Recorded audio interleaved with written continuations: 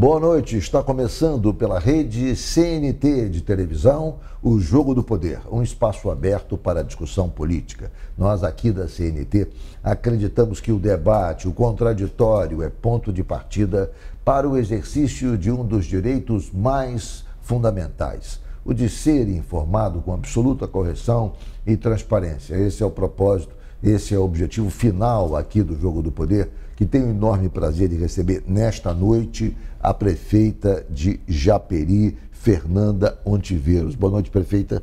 Boa noite, Ricardo. Muito bom estar aqui com você. Queria agradecer o convite e dizer que esse espaço democrático é muito importante para nós, né, que estamos à frente do Executivo. É um prazer recebê-la mais uma vez aqui no Jogo do Poder. Prefeita, queria começar a nossa conversa falando um pouco sobre a sua gestão. A senhora já está à frente da prefeitura, foi reeleita, né? Já está, portanto, no segundo mandato. Esse segundo mandato já tem o quê? Um ano? Alguns meses? 8 meses, 8 meses, 8 meses, começou agora em janeiro. E que tipo de, digamos, de balanço, que tipo de avaliação a senhora faz desse início do segundo mandato? Quer dizer, é mais fácil, digamos, gerir nesse segundo mandato? Digamos, a casa já está organizada, a senhora já passou por aquela fase complicada de botar ordem em tudo e agora, portanto, os resultados começam a surgir, digamos, com maior velocidade. É isso ou eu estou errado, prefeito? Tá certo. Quando a casa está organizada, quando a gente também está mais adaptado, né, às condições, a gente sabe que fazer gestão não é fácil, ainda mais na Baixada Fluminense, é muito desafiador.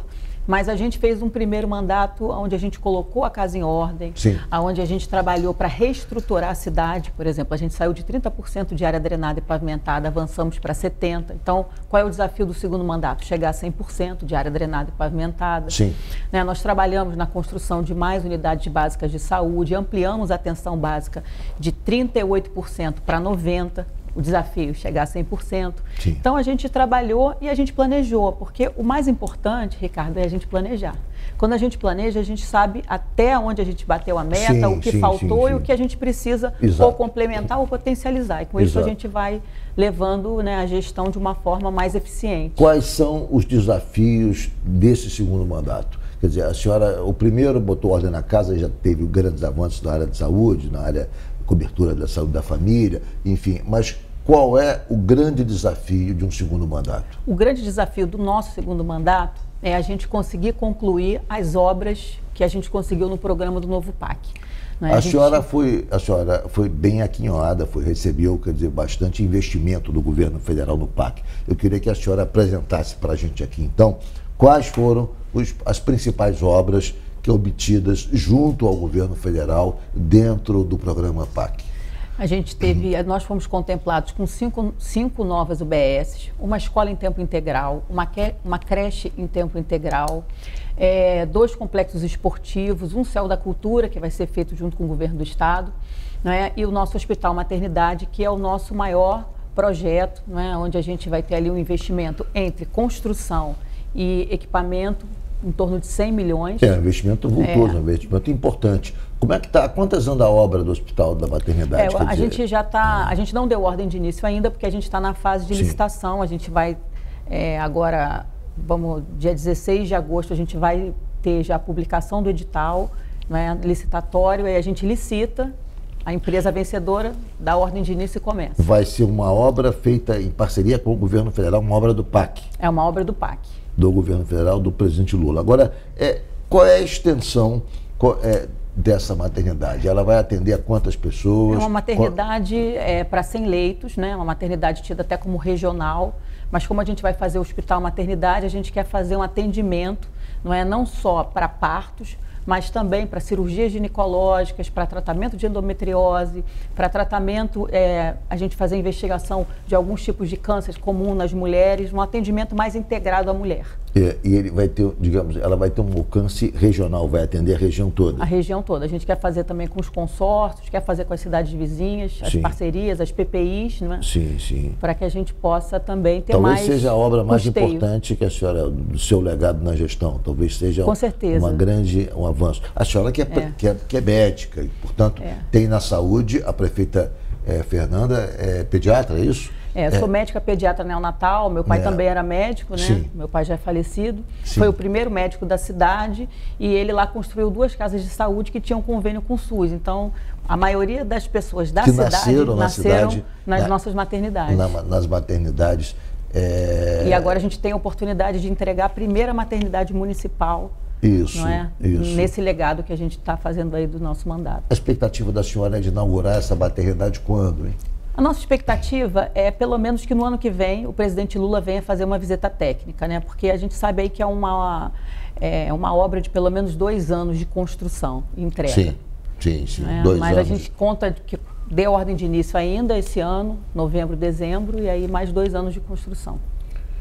Além dessa obra, além da maternidade, já que estamos falando em saúde, a senhora é médica, portanto tem na saúde um foco central da sua gestão, quais são os outros avanços que a senhora vislumbra na saúde pública de Japeri?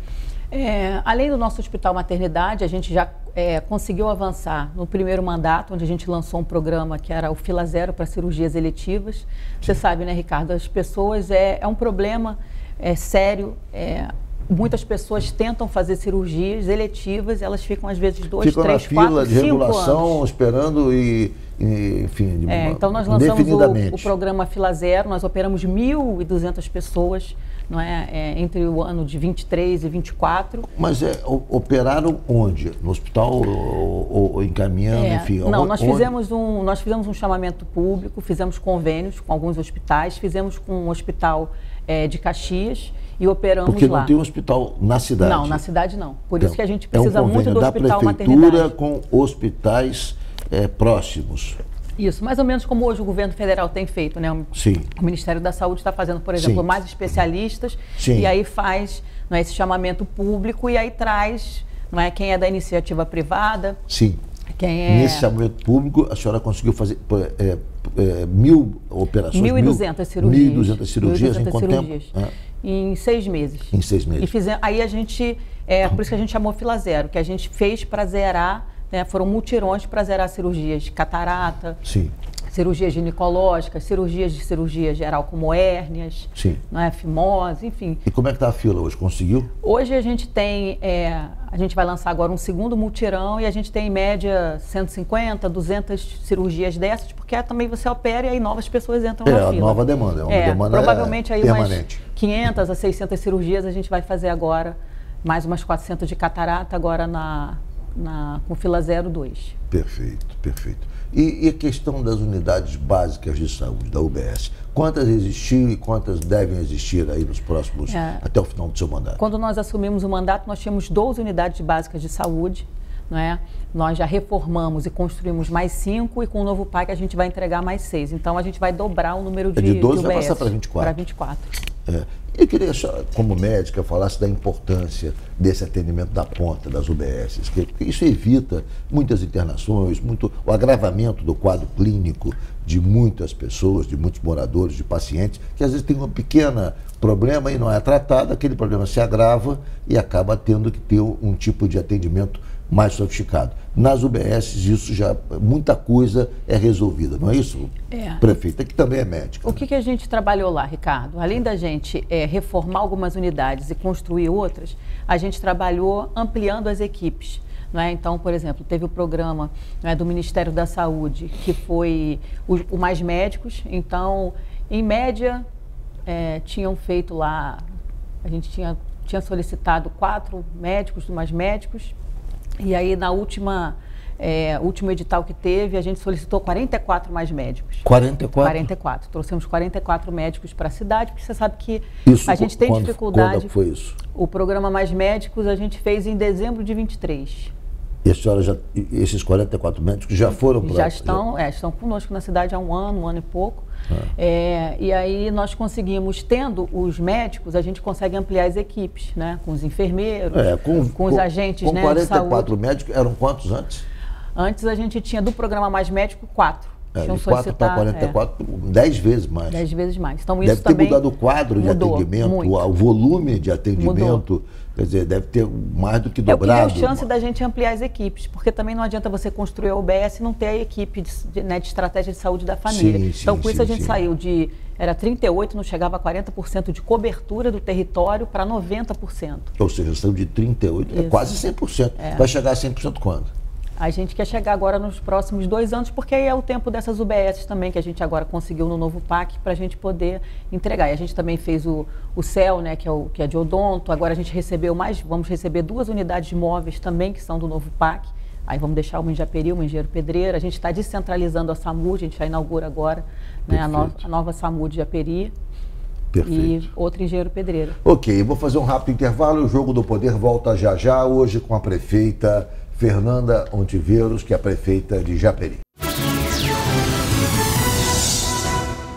Nós voltamos com o Jogo do Poder, recebendo nesta noite, aqui nos estúdios da CNT, a prefeita de Japeri, Fernanda Ontiveros. Prefeita, a senhora implantou em Japeri um programa que eu acho espetacular, que no Brasil foi, digamos, implantado inicialmente pela cidade de Maricá, pelo prefeito Quaquá, na sua primeira gestão, que é o programa Tarifa Zero.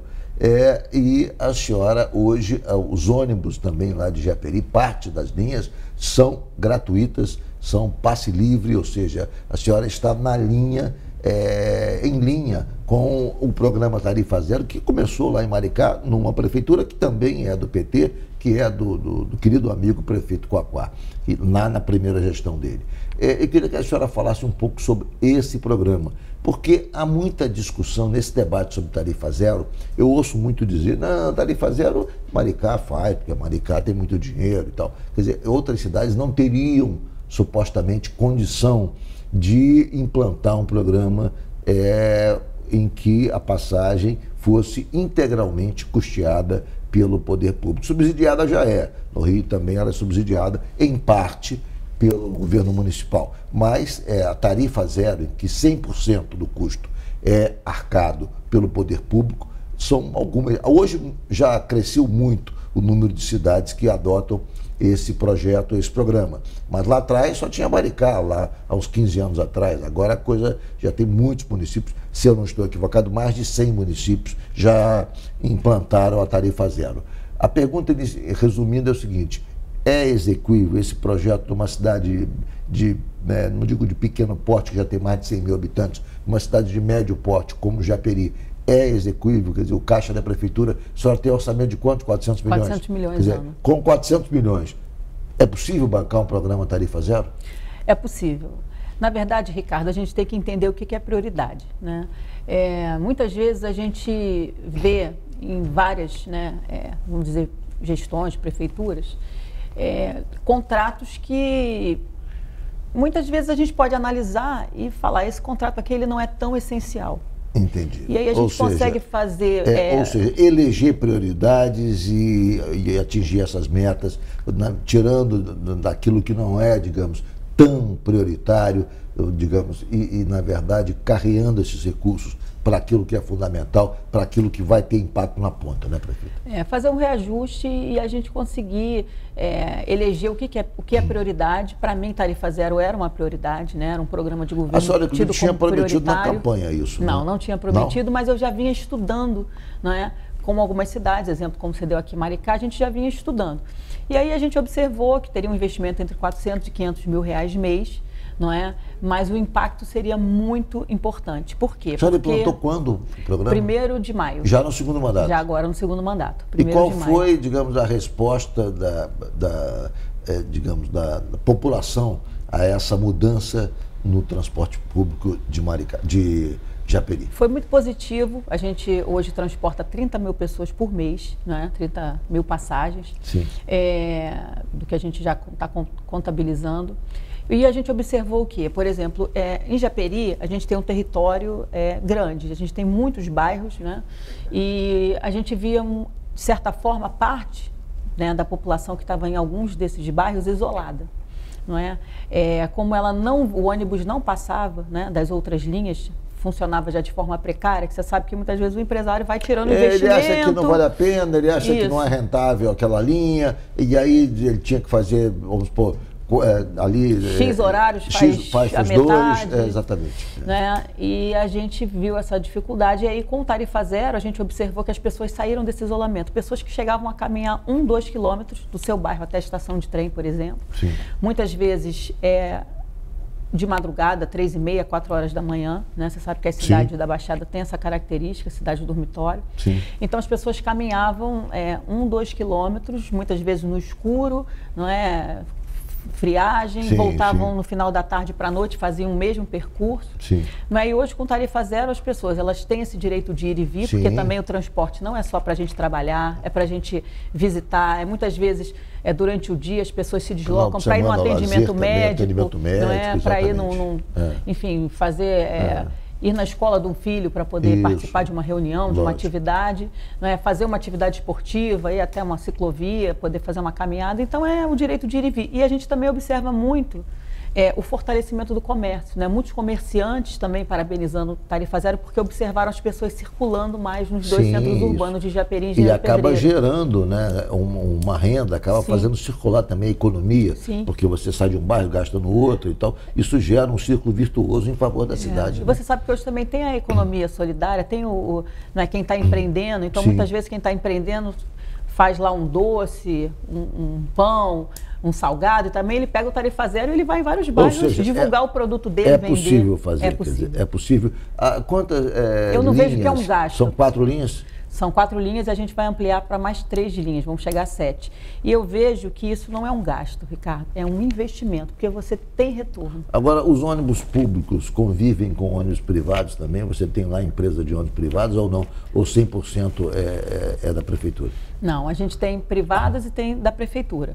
As privadas ainda estão dentro de uma concessão que nós vamos fazer as novas concessões, não é? Mas eles não competem. O que a gente também fez, quando a gente lançou o Tarifa Zero, a gente observou as áreas que não eram cobertas. As áreas onde não tinham cobertura, então uma retroalimenta a outra e a gente não faz concorrência. Perfeito. Então a área coberta pela empresa pública e pelos ônibus da prefeitura, exatamente a área que não tinha atenção das empresas. Que não tinha nenhuma atenção. Privadas. Que não tinha, que a população se sentia abandonada mesmo. Exato. Então uma coisa, como a senhora disse há pouco, alimenta a outra e acaba gerando ali, favorecendo a todos, né? Na verdade, isso cria uma...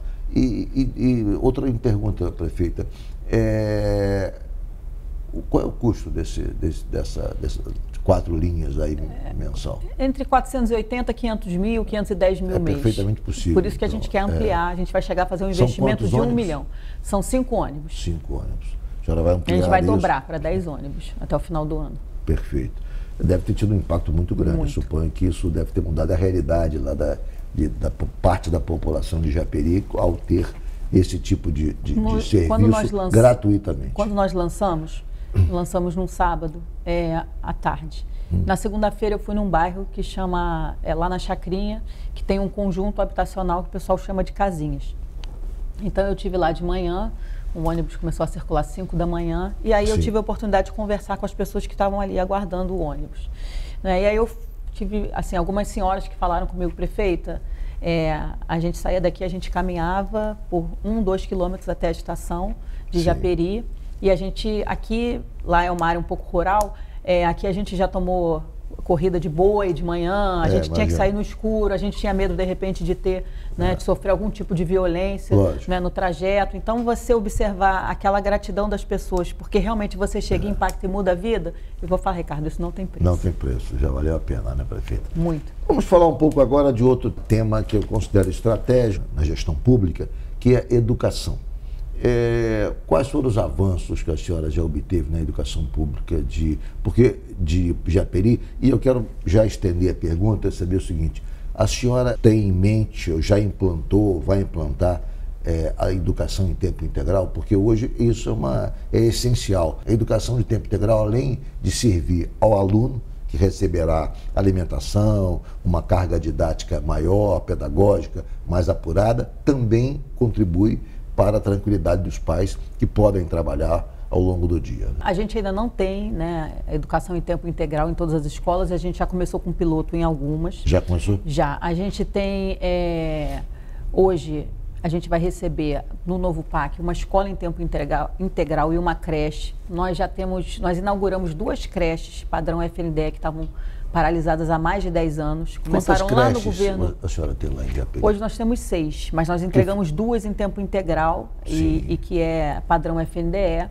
né? E a gente vai ter agora mais uma no novo PAC também, padrão FNDE.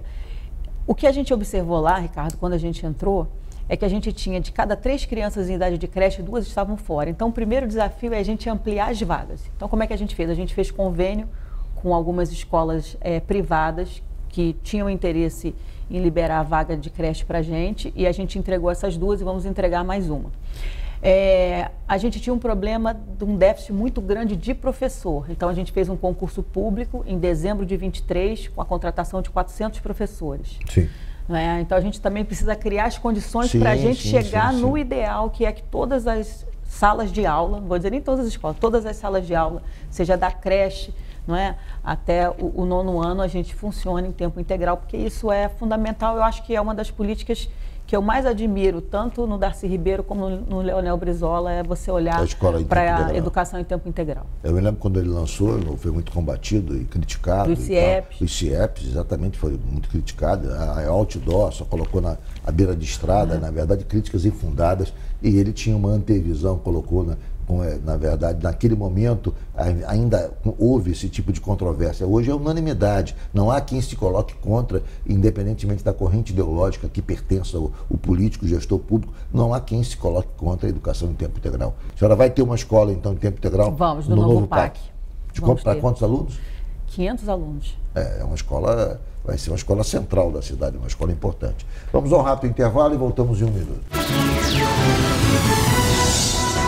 Voltamos com o Jogo do Poder, recebendo aqui a prefeita de Japeri, Fernanda Ontiveros. Prefeita, a senhora foi eleita agora membro do Diretório Nacional do PT. Quer dizer, ou seja, foi guindada a direção nacional do partido. Essa é uma questão que merece ser considerada, porque poucos políticos do estado do Rio de Janeiro foram escolhidos, agraciados, para integrar políticos do PT à direção nacional do partido. A senhora foi, obviamente, dentro de um projeto que foi coordenado pelo prefeito de Maricá, pelo vice-líder, pelo vice-presidente nacional do PT, Washington Quaquá, mas eu queria que a senhora falasse um pouco sobre isso, sobre essa sua eleição para o diretório. A senhora ganhou também a eleição interna para o comando do PT de Japeri, e não, após isso, foi eleita e escolhida para integrar a cúpula nacional dirigente do seu partido, o Partido dos Trabalhadores. Como é que a senhora vê esse chamamento do partido para o comando nacional da sigla?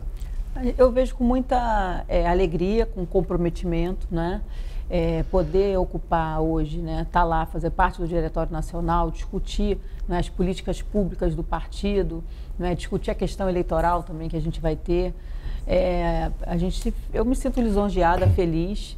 Fizemos o dever de casa, ganhamos o Diretório Municipal lá em Japeri, a nossa candidata, a Sara, 26 anos. Com um vereador, inclusive uma disputa curiosa que eu achei, porque na verdade um vereador que é da sua base, que era o líder do seu governo na Câmara, que disputou contra uma chapa que tinha o seu apoio. Mas isso foi pacificado, né? Foi, porque no PT a gente trabalha de uma forma.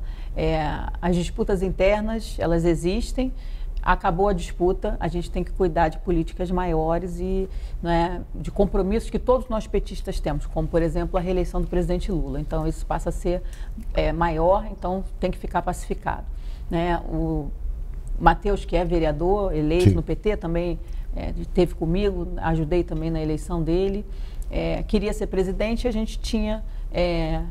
gente tentou fazer uma chapa única e definir depois o candidato a presidente, e a gente tinha indicação também que a Sara era uma potencial candidata, jovem, 26 anos, sim. E definimos por ela, e o Matheus concorreu em outra chapa, a Sara venceu, eu fiquei feliz porque é a primeira vez que uma mulher ocupa a presidência do PT em Japeri. Então, para a gente também trazia, uma bandeira, uma marca. Eu que sou a primeira mulher foi prefeita eleita mulher de e Japeri, reeleita. agora a prefeita mulher presidindo o partido em Japeri. Não, a Sara que preside, Sim, né? Ela teve nosso apoio. Senhora, sim, exatamente. sim. Agora no está a nosso Sara grupo que preside. sim. Exato, exato. Então, a gente também poder trazer essa marca, né, de colocar mais representatividade, não é, das mulheres na política. Sim.